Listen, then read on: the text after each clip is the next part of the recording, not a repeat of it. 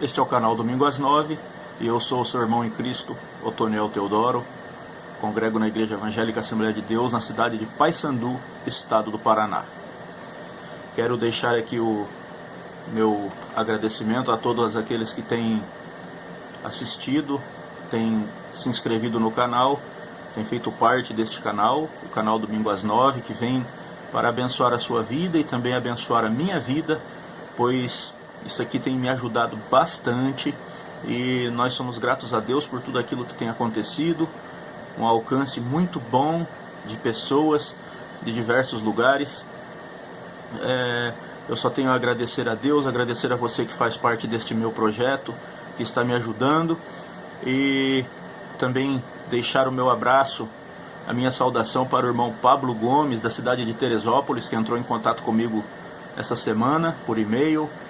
Agradecer também o meu irmão Jairo Teodoro, que mora em Paranaguá, que tem sido um incentivador neste meu novo projeto, não me deixando parar, pois as lutas são tantas, os dias são maus, sobrecarga de coisas, e muitas vezes vem o desânimo e a gente tem que ter alguém para quem a gente possa conversar, a quem a gente possa contar. Então eu agradeço muito ao meu irmão Jairo Teodoro, pois ele tem segurado a minha mão nesse projeto. E nós estamos aqui, graças a Deus, e isto tem nos deixado muito satisfeito. Os números desse canal já são bastante expressivos, e toda honra e toda glória seja dada ao nome do Senhor.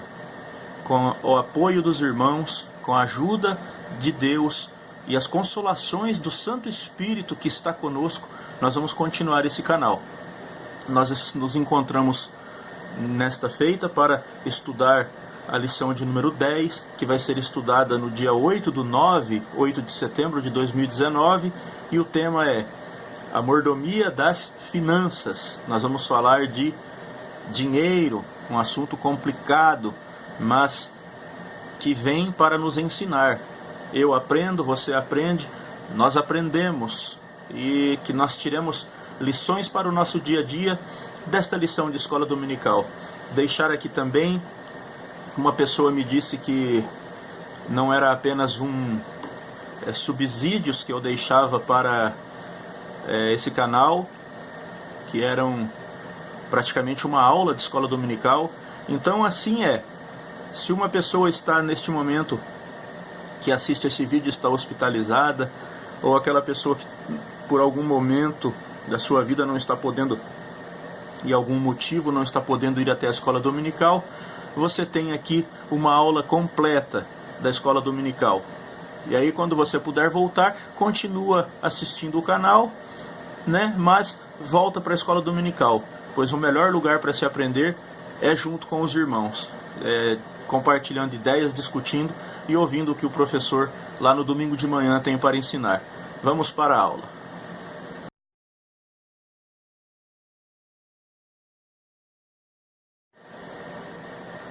O textuário desta lição se encontra na primeira epístola de Paulo a Timóteo, no capítulo 6, versículo 10, e diz assim: porque o amor ao dinheiro é a raiz de toda a espécie de males, e nesta cobiça alguns se desviaram da fé, e se traspassaram a si mesmo com muitas dores. O que o apóstolo Paulo diz aqui para Timóteo é que o amor ao dinheiro é a raiz de toda a espécie de males, ou seja, existem pessoas que amam tanto o dinheiro e fazem qualquer coisa para que isso aconteça, chegando a ponto de traspassar a si mesmo com muitas dores, ou seja, trazendo consequências para a sua vida, que são consequências dolorosas, com um final não muito feliz. E nós podemos, cada um de nós conhece experiências de pessoas que foram gananciosos e na sua astúcia de querer enriquecer, até perderam a vida, Nós conhecemos histórias assim, perderam a vida por causa do amor ao dinheiro. E como o apóstolo Paulo fala, esta é a raiz de toda a espécie de males. A pessoa tem que querer o dinheiro apenas para que ela possa se manter e ter a sua sobrevivência, a sua subsistência na face da terra. Porque o dinheiro, como todos nós sabemos, por histórias, experiências contadas e vividas, o dinheiro traz problema, traz desunião, o dinheiro traz contenda, o dinheiro traz inveja.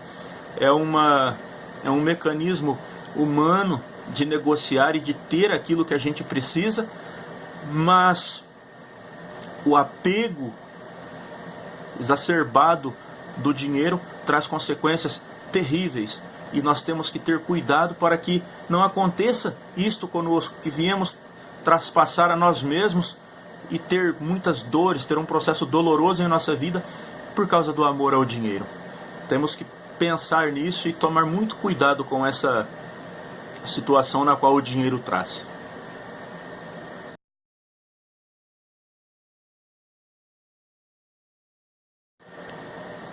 A leitura diária, ela, na segunda-feira, como está escrito em João capítulo 1, versículo 12, ela diz que nós somos filhos de Deus. Então, sendo filhos de Deus, nós temos aquilo que Deus nos dá como herança para que nós desfrutemos. Isto é uma bênção para as nossas vidas. E olhe o que está escrito em João capítulo 1, versículo 12. Mas a todos quantos o receberam, deu-lhes o poder de serem feitos filhos de Deus, aos que crerem em seu nome. Então, o que nós podemos entender aqui é que nós somos feitos filhos de Deus. Então nós somos herdeiros das suas riquezas, nós somos herdeiros das suas promessas, e nós não estamos perdidos e miseráveis na face desta terra. Nós somos filhos, nós somos feitos filhos de Deus, e Deus é um Deus que é dono de tudo, é dono do ouro, dono da prata. Então, quando nós colocamos a nossa confiança no Senhor, Ele provê a nossa subsistência. Como disse o salmista, fui moço e agora sou velho, eu nunca vi um justo desamparado e a sua descendência mendigar o pão. Sabe por que não mendiga o pão? Porque o Senhor cuida, o Senhor protege. Então nós temos que viver nesta esperança, a esperança de que no momento de dificuldade, no momento de angústia, o nosso Senhor, o Pai de nosso Senhor e Salvador Jesus Cristo, o nosso Deus, Ele é suficiente, poderoso e suficiente, portador de tudo o que existe nessa terra, e Ele vai suprir a nossa necessidade. Na terça-feira, fala da ilusão das riquezas. Na terça-feira fala que tudo o que temos vem de Deus. Está baseado aqui, está escrito em 1 Crônicas, capítulo 29, versículo 14, e diz assim: porque quem sou eu e quem é o meu povo para que pudéssemos oferecer de nossa vontade coisas semelhantes? Pois tudo é teu, e o que recebemos de tua mão te damos. Tudo o que recebemos de tua mão te damos. O salmista aqui está louvando a Deus e dizendo que ele dele mesmo não tem nada, e o povo dele também não tem nada para oferecer a Deus, mas tudo o que ele tinha era porque ele tinha recebido da mão de Deus, e ele devolvia para Deus. Isso aqui é uma oração, é uma palavra de gratidão do salmista ao Deus que deu tudo para ele, porque ele mesmo disse que dele ele não tinha nada. Na quarta-feira diz assim: a ilusão das riquezas, Apocalipse capítulo 3, versículo 17. Porque tu dizes, eu sou rico, e tenho me enriquecido, e de nada tenho falta. E não sabes que estás miserável, coitado, pobre, cego e nu. Ou seja, nós temos que ter muito cuidado e saber e fazer uma autoanálise na nossa vida de como é que estamos na presença de Deus. Porque muitas vezes dizemos que somos alguma coisa, mas para Deus nós somos miseráveis, coitados, pobres, cego e nu, porque estamos enganando a nós mesmos. Nós não somos nada, nós não temos nada, e estamos fazendo as coisas tudo errada. Então é necessário que de vez em quando, em um momento do dia, em um momento da semana ou em um momento do mês, em algum momento do nosso ir e vir, nós temos que parar e olhar para dentro de nós e fazer uma análise sobre aquilo que nós estamos fazendo perante Deus e para Deus, porque nós estamos diante de um Deus grandioso, glorioso, poderoso e tremendo. Nós não podemos ser qualquer coisa na presença dele e achar que ele vai aceitar. Temos que ter cuidado e fazer as coisas, dar o nosso melhor para Deus. Na quinta-feira fala sobre a riqueza que prejudica. Provérbios 28:20. O homem fiel terá muitas bênçãos, mas o que se apressa para enriquecer não ficará impune. Então, nós temos que também aqui parar e pensar de que forma é que nós estamos querendo viver uma vida de fartura. Se nós não estamos nos apressando, fugindo do centro da vontade de Deus. Porque se nós estamos fazendo aquilo que é necessário fazer, mas com temor a Deus, nós não iremos passar dos limites. Nós iremos respeitar as leis e as autoridades e respeitar também os nossos semelhantes. Porque existe um problema quando a gente quer ultrapassar ou passar na frente daquilo que é regra, daquilo que é do bom senso, aquilo que é bom para o convívio entre as pessoas. Nós não podemos dar uma de espertalhões e querer passar na frente dos outros. É aquele que apressa para se enriquecer, aquele que se apressa para enriquecer, não ficará impune, terá consequência. Então, aquele que é fiel terá muitas bênçãos. Então, a fidelidade, ser fiel a Deus, aqui já diz que vai implicar bênçãos na vida dele. Então, temos que ter este cuidado de saber como é que estamos querendo ser bem-sucedidos na nossa vida. Temos que ter esse cuidado. Na sexta-feira, fala que o cristão deve pagar impostos, como está escrito em Romanos capítulo 13 e versículo 7. Dai a cada um o que deveis, a quem imposto, imposto, a quem taxa, taxa, a quem temor, temor, a quem honra, honra. Ou seja, dai a cada um o que deveis. Nós devemos respeitar as regras conforme elas são feitas. O apóstolo Paulo fala que a quem deve fazer aquilo que deve ser feito, que se faça. A quem imposto, imposto. Então nós temos que pagar os nossos impostos aos governantes. A quem taxa, taxa. E a quem temor, temor. Ou seja, respeitar aqueles que devem ser temidos. E a quem honra, honra. Ou seja, devemos honrar as nossas autoridades constituídas, devemos honrar os nossos pastores, que eles são autoridades constituídas por Deus para nos orientar, para nos guiar, e honrar a Deus acima de todas as coisas. Então este é mandamento bíblico. E o próprio Cristo, quando esteve na terra, a respeito de pagar os impostos, ele fala: dai a César o que é de César, e a Deus o que é de Deus. Nada de Deus para César e nada de César para Deus. É cada um dentro daquilo que merece receber. Se é de César, é de César. Se é de Deus, é de Deus. E assim a pessoa terá uma vida de integridade e ela não será corrigida e envergonhada perante a sociedade na qual ela vive. É nisto que nós temos que apegar. Como é a nossa imagem como cristão perante uma sociedade perversa, porque eles não cobram os errados, pois os errados são todos iguais, estão todos iguais a eles. Agora, quando eles sabem que o cristão é portador de uma regra de vida baseada na palavra de Deus, quando o cristão erra, a primeira pergunta que vem é essa: ué, mas ele não é crente? Então nós temos que ter cuidado e não envergonhar o nome de Cristo, porque nós somos chamados de crente porque cremos em Cristo. Então nós somos chamados de cristãos. Então nós temos que ter este cuidado de como é que nós estamos apresentando Cristo na nossa vida. No sábado, diz que a avareza traz fracasso à fé. Isto aqui é o que está lá no texto áureo. Mas os que querem ser ricos caem em tentação, armadilha e muitos desejos insensatos e nocivos, que afundam as pessoas na destruição e perdição.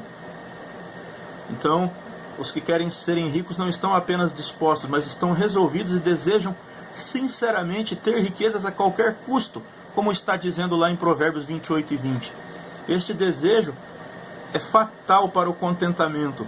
Em 1 Timóteo capítulo 6, versículo 6, fala sobre isto também. Não se diz aos homens ricos que abandonem as suas riquezas, mas não confiem neles e faça o bem com eles. É como está escrito em 1 Timóteo capítulo 6, versículo 17. Vamos dar uma verificada lá? Está escrito aqui em 1 Timóteo capítulo 6, versículo 17, diz assim: manda aos ricos deste mundo que não sejam altivos, nem ponham a esperança na incerteza das riquezas, mas em Deus, que abundantemente nos dá todas as coisas para delas gozarmos.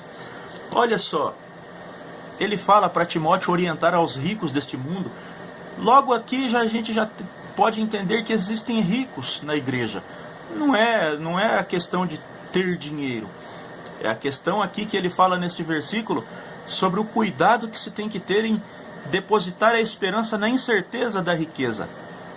Imagina o fluxo cambial, a variação das bolsas de valores, o dólar sobe e desce, e aí você está com a sua economia, suas finanças ancoradas no dólar, é desespero o tempo inteiro. O euro sobe, o real desvaloriza, os governos cometem falhas e as coisas mudam de uma hora para outra, e a pessoa ali pondo a sua esperança na incerteza da riqueza, como disse o apóstolo Paulo a Timóteo. Mas temos que depositar a nossa confiança em Deus, que Ele dá as coisas que precisamos para delas gozarmos. Vamos lá, a riqueza traz chuva? Não. E é a chuva que dá o sustento para as pessoas, porque ela rega a terra e faz a planta crescer. Isto é Deus que dá, não é o homem que controla. O homem pode cultivar a terra como quiser, pode colocar os melhores adubos, os melhores fertilizantes, jogar as melhores sementes no chão.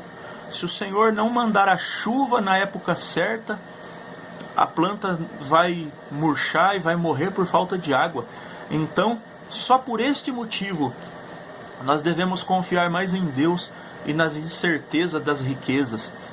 Nós temos que colocar totalmente a nossa confiança no Senhor. Então, é esse cuidado que temos que ter em saber em quem confiamos.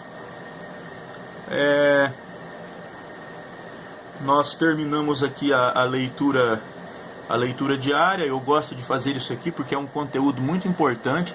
Este é um comentário que traz bastante relevância para a nossa vida, e espero que vocês tenham gostado. E quero deixar aqui adiantado, antes de entrar na lição, para aqueles que quiserem o conteúdo da lição, o esboço, eu mando por e-mail. É só entrar em contato com o e-mail que vai ficar aqui na descrição do vídeo, e eu mando para você com o maior prazer, maior satisfação. Isso para mim não é nenhum fardo, não é nada. Eu tenho aqui e mando para você, para ajudar você a crescer, a ter mais conteúdo na sua aula e acrescentar aquilo que você já tem.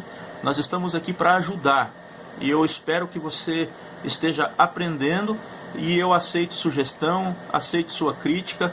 Pode entrar em contato comigo que nós estamos prontos para atendê-los.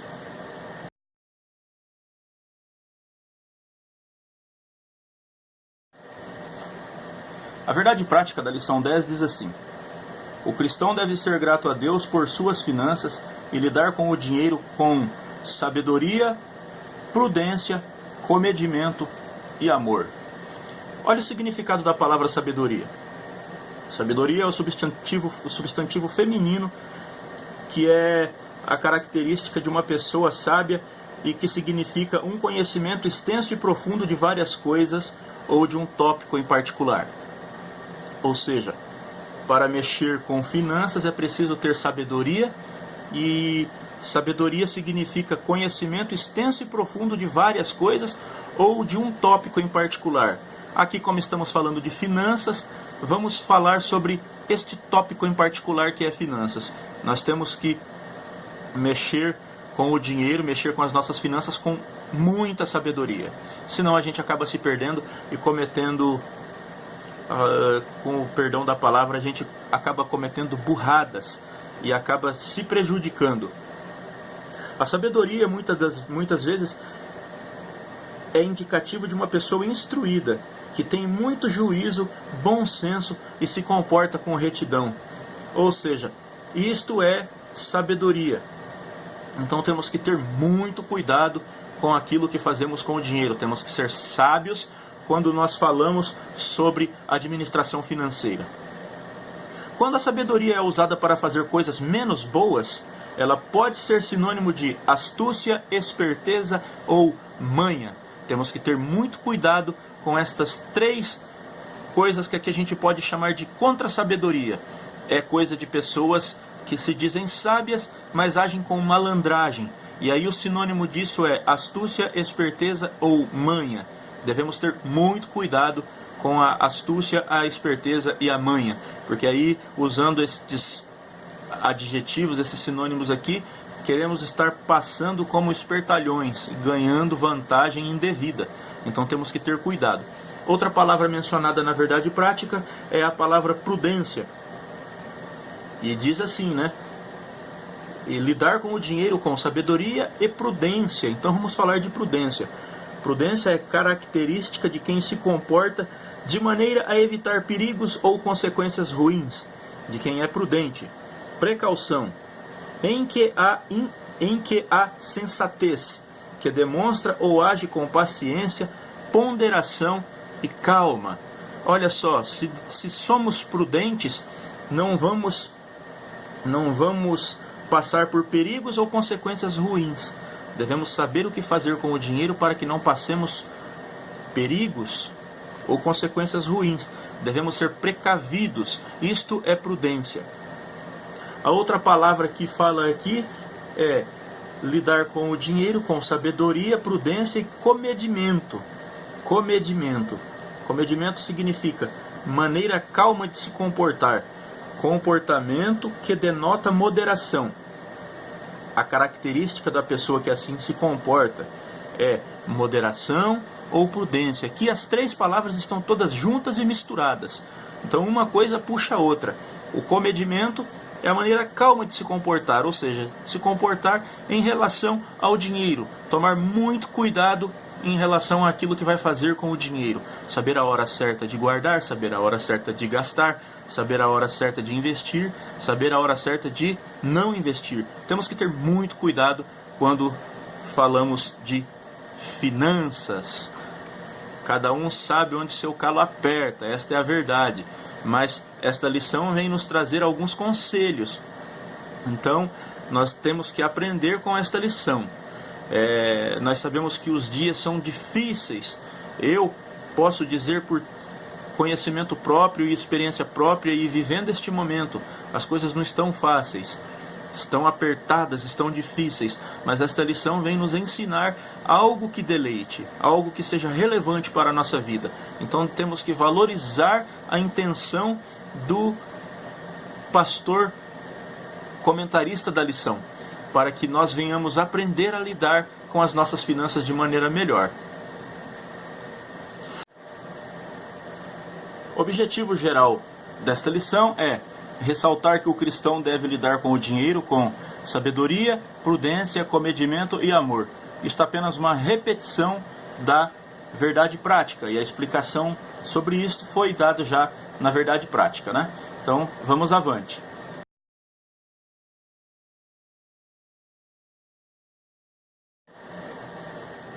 Os objetivos específicos da lição 10 são, no capítulo 1, mostrar que tudo o que temos vem de Deus. No capítulo 2, expor como o cristão deve ganhar dinheiro. E no capítulo 3, expor como o cristão deve utilizar o dinheiro. Esses são os três tópicos, os três estudos que serão abordados em cada capítulo da lição 10.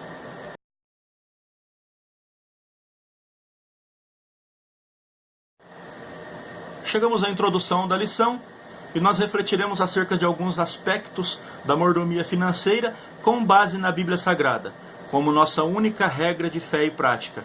Ou seja, para o cristão ter uma vida financeira e econômica bem-sucedida, as bases que ele deve tomar são em tudo, respeitando os princípios bíblicos, os assuntos que são nela pautados a respeito das coisas relacionadas ao dinheiro. Temos que ter muito cuidado para que não fujamos daquilo que é a nossa única regra de fé e prática, que é a palavra de Deus. Então temos que ter todo cuidado para andarmos conforme a Bíblia ensina e exorta que o cristão ande, para que não estejamos passando por cima das regras, primeiro das espirituais, das regras nas quais a Bíblia Sagrada nos deixa, e também não passando por cima das regras humanas, das regras terrenas, pois aquele que seguir a regra cristã, o modo bíblico de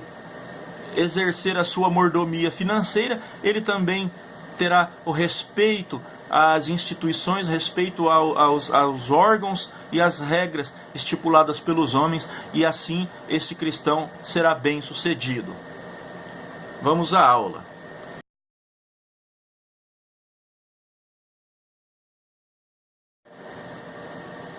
O capítulo 1, que tem o seu tema, tudo o que temos vem de Deus. O tópico 1 aqui do capítulo 1 tem o tema, Deus é o dono de tudo. E aqui já começamos no capítulo 1 dizendo assim, tudo o que há no planeta pertence a Deus, tanto o mundo quanto os seus habitantes. E está escrito em Salmos, capítulo 24 e versículo 1. E diz assim, ao Senhor pertence a terra e a sua plenitude, o mundo e os que nele habitam. Ou seja, plenitude. Tudo que tem aqui é dele. E o mundo é o mundo habitável, com todas as pessoas que nele habitam. Todos são de Deus. Formando uma expressão, né? Ao Senhor pertence a terra e todos os que nele habitam no mundo. Então o que nós podemos entender aqui é o seguinte, não existe nada nesta terra que não seja de Deus. Então tudo está sob o seu controle. Então, aos que são filhos de Deus por criação e aos que são filhos de Deus por adoção através da fé em Jesus Cristo. Como diz lá em João capítulo 1, versículo 12, que nós já comentamos no início desta lição. Assim podemos afirmar que os não crentes recebem dádivas por permissão de Deus. E nós, seus filhos, por adoção em Jesus Cristo, temos convicção de que tudo o que temos vem diretamente dele, conforme Davi expressou. Nós também já comentamos sobre isso. Porque tudo vem de ti, e da tua mão damos. Nós já comentamos sobre isso, que Davi era grato a Deus por tudo aquilo que ele dava, porque dele mesmo ele não tinha nada. O capítulo 2, o tópico 2, fala do trato com o dinheiro. Precisamos ter cuidados para não estarmos na mesma situação da igreja de Laodiceia. Temos que ter muito cuidado para que nós não venhamos cair na mesma mazela, na mesma desgraça em que se encontrava a igreja de Laodiceia. Pensando estar rico e não ter falta de nada, né? Era assim que a igreja pensava. Mas Deus vê o interior e os chama de desgraçado, miserável, pobre, cego e nu diante dele. Diante dos homens, aos olhos carnais, aquela igreja era uma igreja muito próspera, muito abençoada. Mas Deus, que conhece os corações, conhece o interior do ser humano, ele sabia como era que estava a condição espiritual daquela igreja. E ele os taxou de desgraçados, miseráveis, pobres, cegos e nus. Então nós temos que ter muito cuidado, porque não importa aquilo que mostramos aos homens, o que importa é aquilo que somos para o nosso Senhor, para o nosso Criador, que é Deus, Pai de nosso Senhor e Salvador Jesus Cristo. É para esse que nós devemos dar satisfação. Aos homens, pouco importa aquilo que nós mostramos para eles, se nós somos ricos ou se somos pobres, se temos ou se não temos.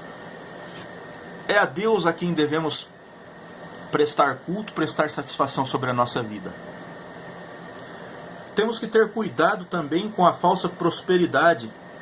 Nós temos que ter cuidado com aquilo que é pregado hoje em dia sobre a teologia da prosperidade. E no meu conteúdo aqui, no meu esboço da aula, eu deixo até um link de um site aqui explicando o que é a teologia da prosperidade. E o que eu posso dizer é que este movimento da teologia da prosperidade vem ganhando muitos adeptos nas últimas décadas e atrai multidões. Ele chegou aqui no Brasil na década de 80 e foi tomado por um movimento que atraiu e ainda atrai milhares de pessoas para as igrejas evangélicas. Mas poucas pessoas conhecem a fundo a história da teologia da prosperidade. E o pioneiro deste movimento foi o pastor Essel Kenyon, que viveu de 1867 a 1948.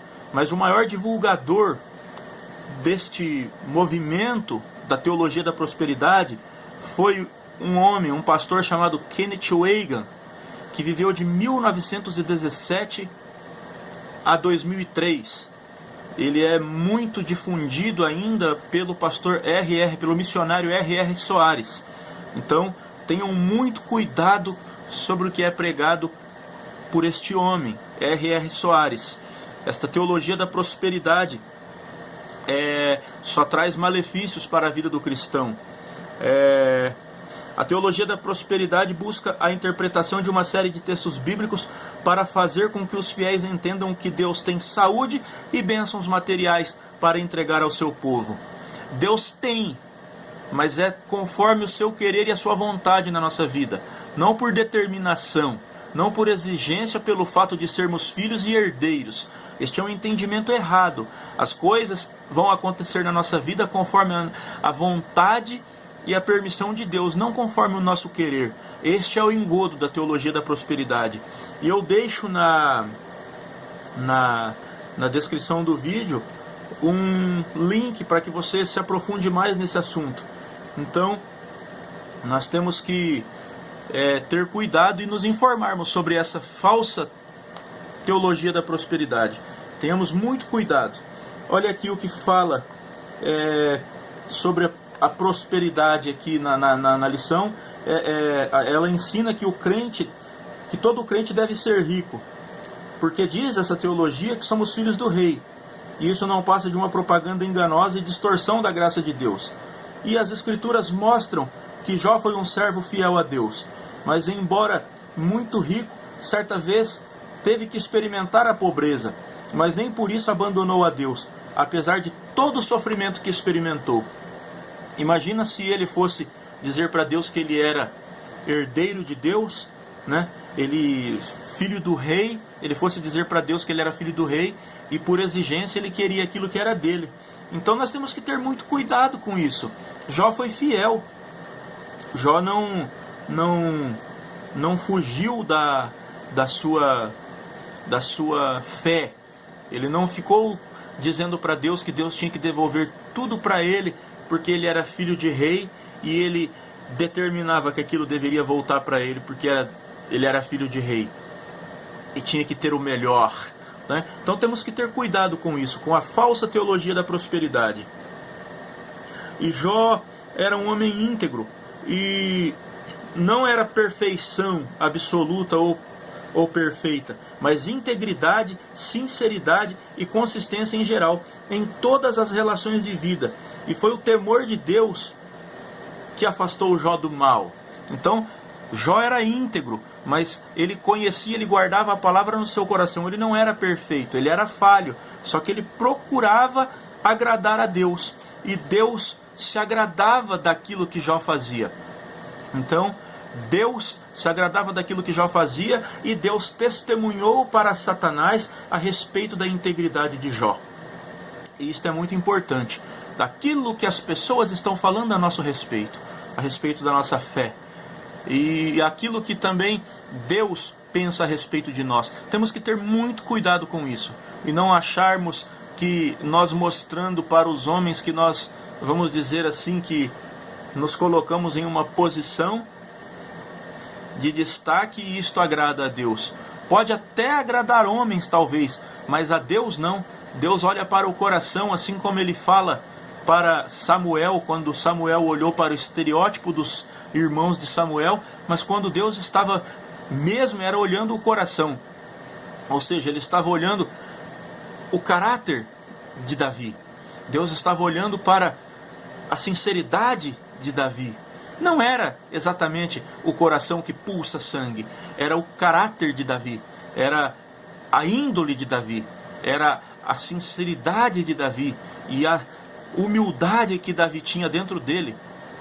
Mas o homem normalmente olha para o estereótipo, olha para o exterior, mas Deus está olhando lá dentro. Assim como já dissemos aqui, o homem dizia, a igreja de Laodiceia dizia que era rica e de nada tinha falta, mas Deus, olhando para dentro dela, ele testemunhou a respeito daquilo que estava dentro dela, que eram miseráveis, pobres, coitados, cegos e nus. Que Deus tenha misericórdia da minha vida, que Deus tenha misericórdia da tua vida, e que nós não venhamos nos encontrar em um estado desse perante Deus. Porque aí ele diz, seja frio ou quente, porque se fores morno, vomitar-te-ei da minha boca. E que Deus tenha misericórdia da nossa vida.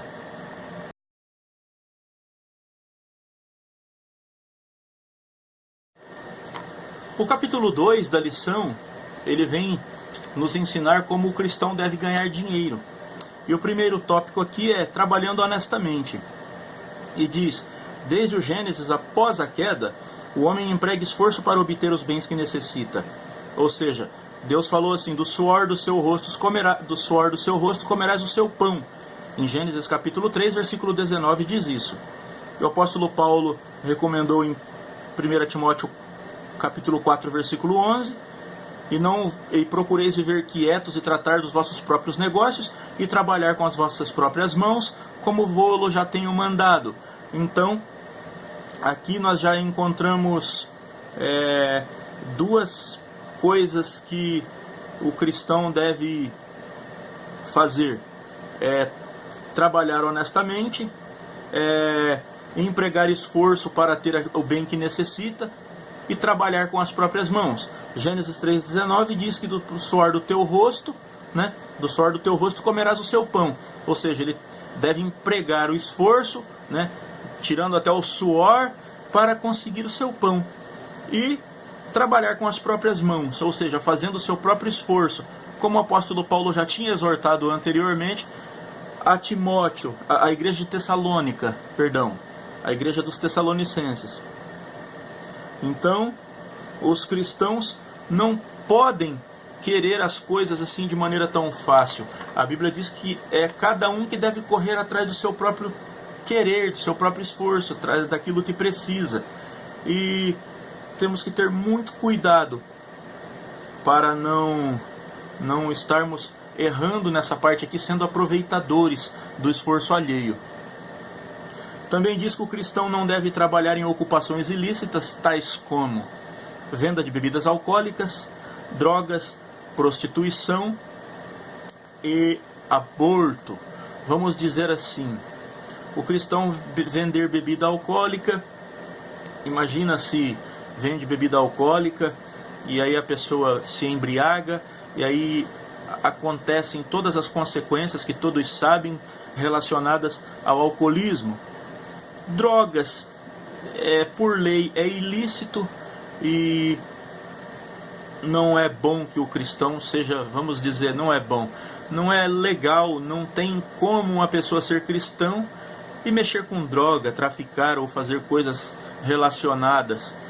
Prostituição, a Bíblia abomina de Gênesis a Apocalipse sobre a prática da prostituição e sobre o aborto, trabalhar com práticas abortivas, sendo um médico ou sendo uma enfermeira ou sendo qualquer coisa que seja relacionada à prática do aborto. É Deus quem dá a vida, é Deus quem a toma. O cristão deve ter muito cuidado com essas práticas. O segundo tópico aqui diz que o cristão tem que... o tema é fugindo das práticas ilícitas. Ou seja, o cristão não deve recorrer a meios para enriquecer. Aí aqui entra um paradoxo. É uma coisa muito complicada. Porque imagina a tentação de um prêmio de uma mega-sena ou de uma outra loteria acumulada em 100 milhões de reais.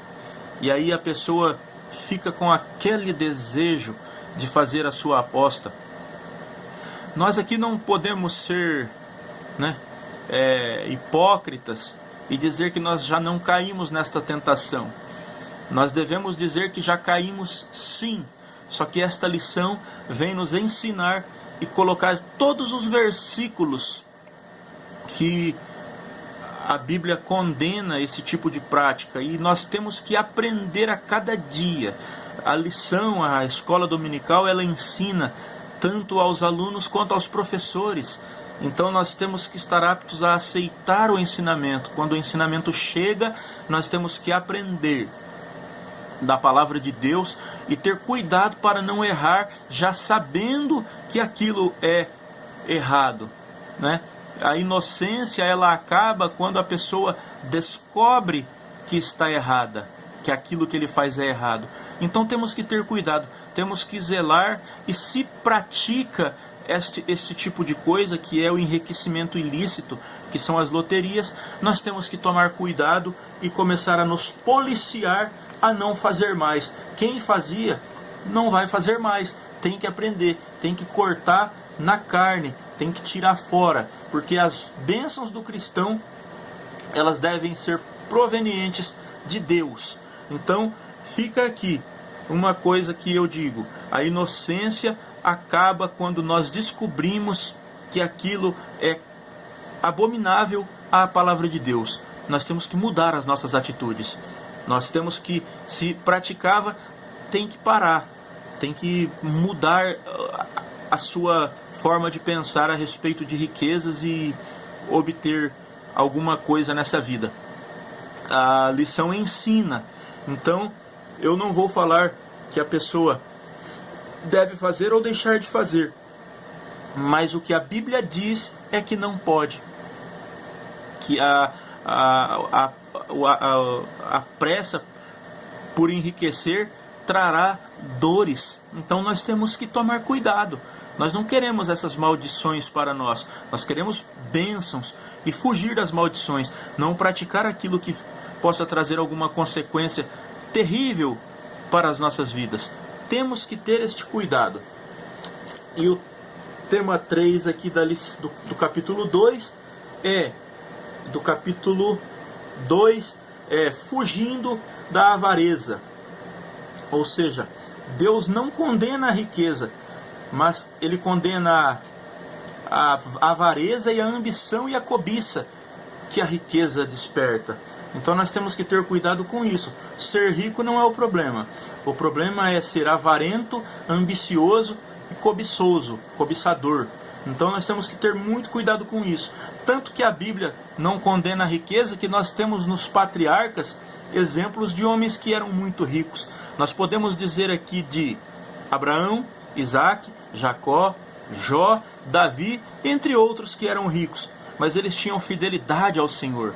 Se nós formos olhar que Abraão deu seu dízimo, Isaac deu seu dízimo, oferecia sacrifícios a Deus, e Jacó, em um determinado momento, ele disse que se Deus fosse com ele, ele fosse bem sucedido naquilo que ele se propunha a fazer, ele daria o dízimo ao Senhor. Então eles eram fiéis. Então a Bíblia não condena a riqueza, ela condena aquilo que a riqueza propicia para aquele que coloca sua confiança nas riquezas, que é a avareza, a ambição e a cobiça. Tem que ter cuidado com isso. E nós, aprendendo, nós devemos nos policiar e colocar em prática aquilo que a palavra de Deus nos ensina.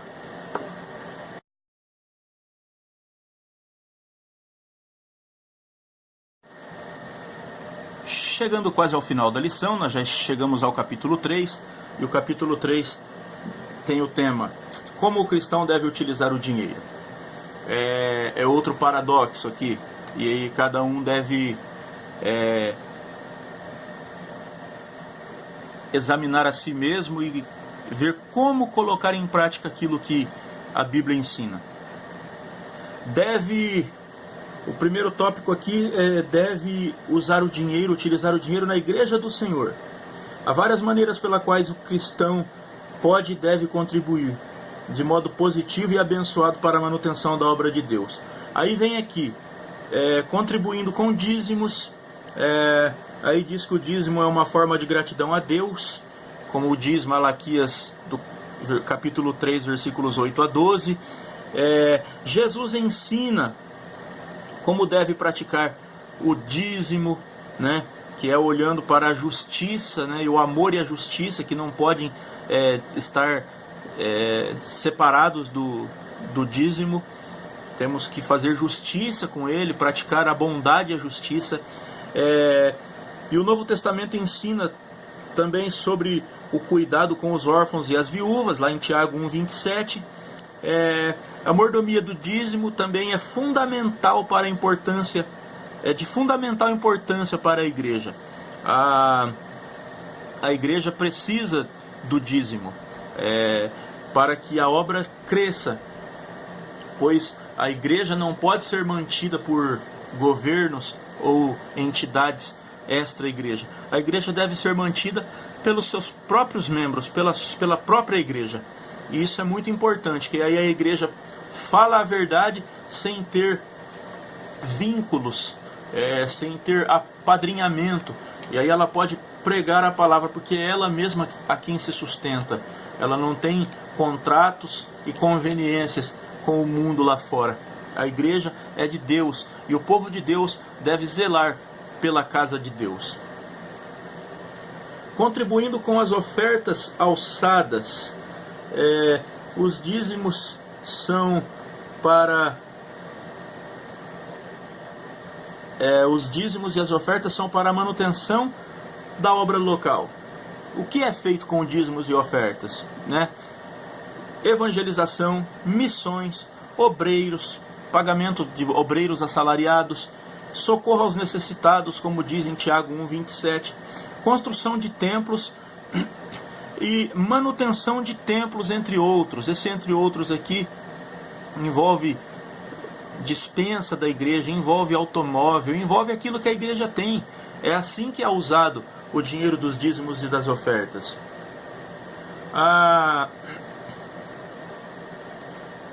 O cristão também deve, como ele deve usar o seu dinheiro na sociedade civil, evitando dívidas fora do seu alcance.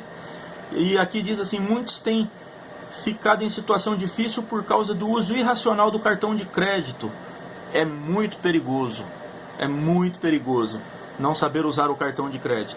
As dívidas podem provocar muitos males, tais como falta de tranquilidade, causando doenças, desavenças no lar, perda de autoridade e independência, perdendo a independência.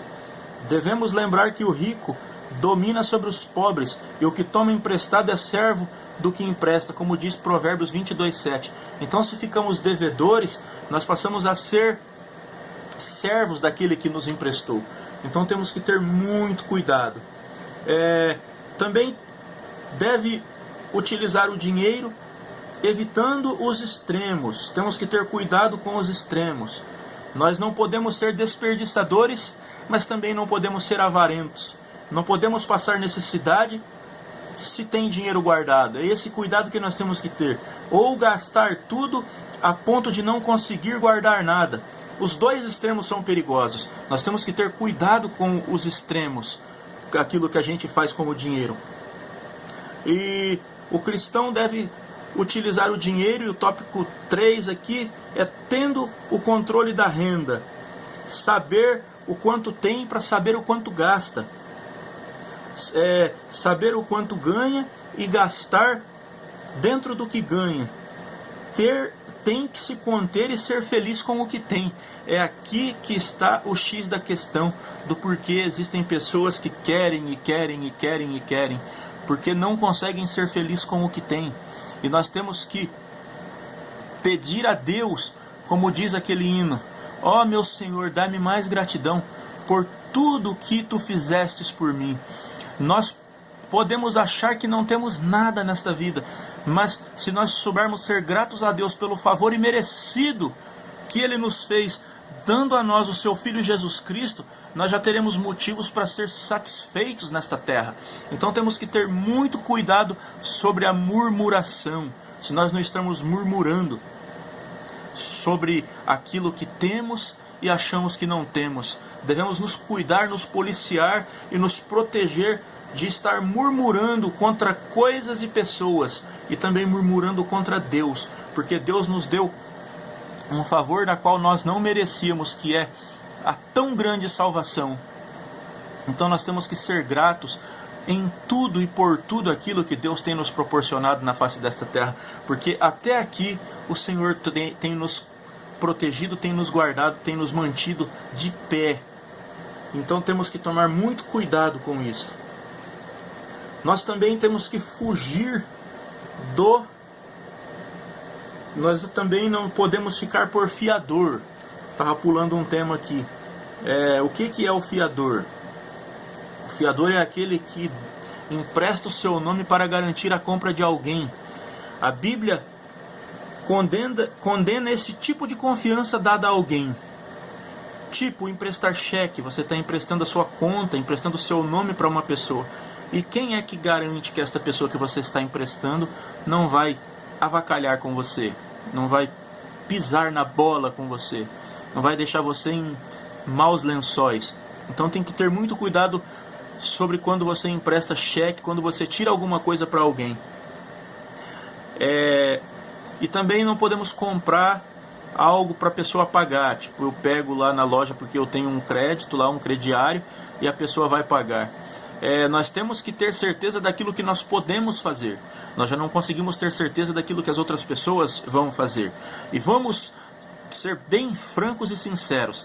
Se a pessoa está pedindo para você tirar, é porque provavelmente ela já sujou o nome dela. E se ela não teve cuidado com o nome dela, imagine o que ela vai fazer com o seu nome. A Bíblia condena esse tipo de coisa. Então não fique por fiador de ninguém. E o último tema aqui, o penúltimo tema, é fugindo do agiota. Cobrança exacerbada de juros. A verdade é essa. É verdadeira maldição quem cai nas mãos dessas pessoas, pois elas cobram usura com juros extorsivos. Esse tipo de atividade é ilícito. Um cristão não deve praticar a agiotagem, que é o empréstimo de dinheiro de modo clandestino. Além de ser ilegal, a Bíblia condena esta prática, e ela condena esta prática, e temos referências bíblicas que está em Êxodo 22, 25 e Levítico 25, 36, que Deus condena a agiotagem. E aí eu faço uma pergunta: por que é que o agiota não empresta o dinheiro? Se ele quer emprestar o dinheiro, empresta no mesmo juro do banco. Aí seria legal. Agora, o banco empresta dinheiro aí, vamos dizer aí, a 4,5 ao mês, que já é um juro muito alto.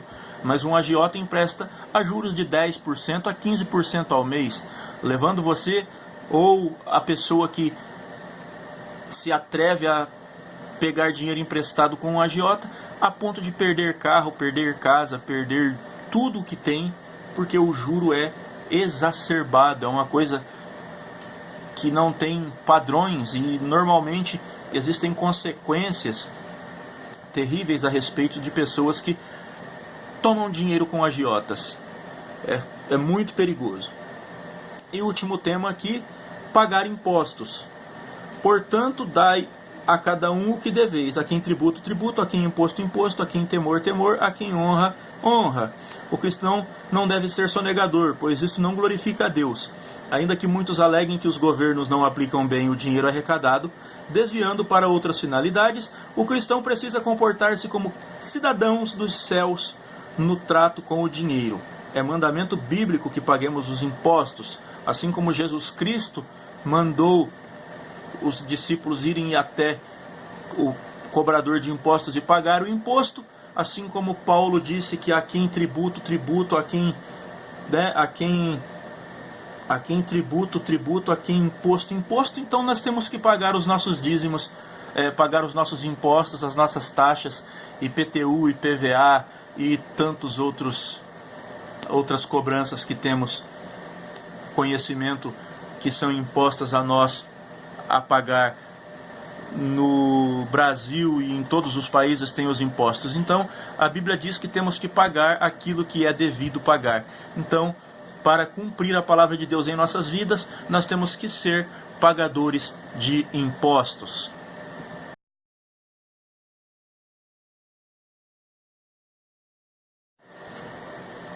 E chegando à conclusão de mais uma lição, nós podemos aprender nesta lição que o dinheiro pode ser bênção ou maldição.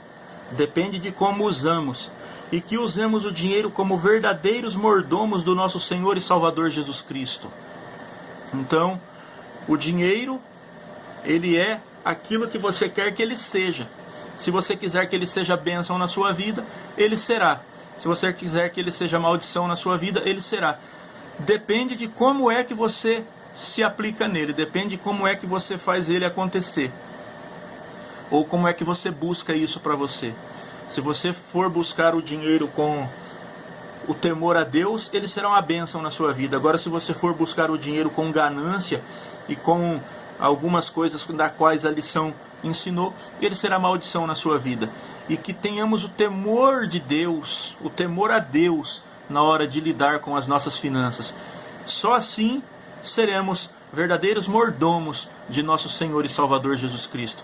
É importante o dinheiro, porém, ele não é tudo na nossa vida. Temos que ter o cuidado e saber para o que é que nós estamos fazendo para ter, para que é que queremos ter, e se nós, tendo, estamos fazendo bom uso. Chegamos ao final da lição. O que eu posso dizer para você é o meu muito obrigado por você estar mais uma vez aqui comigo, e que você divulgue o meu canal, pois este canal eu quero que ele seja bênção para a sua vida e para a vida de muitas pessoas. Para a minha vida, eu sou suspeito a dizer, porque isso tem me trazido grande satisfação, o alcance que esse canal tem tido, e isto é por mérito seu, é você que tem me ajudado. Eu apenas gravo os vídeos, posto eles nesta rede, no YouTube, mas é você quem assiste, é você quem me dá o retorno. Então, muito obrigado. Se inscreve no canal, ativa o sininho ali para você receber os vídeos em primeira mão, e você estará engrandecendo o meu ministério e elevando a minha fé, e eu estarei orando por você, eu estarei pedindo a Deus as mais ricas bênçãos do céu para a sua vida, pois você tem sido bênção para mim. Divulga o nosso canal, compartilhe os vídeos, conversa com os irmãos depois da escola dominical ou antes, fala no seu convívio, nos seus amigos, que existe um canal do irmão Otoniel Teodoro aqui de Paysandu, e você estará ajudando este canal a crescer. Meu muito obrigado, fique na paz do Senhor, uma ótima semana e até a próxima, se Deus assim nos permitir. Amém.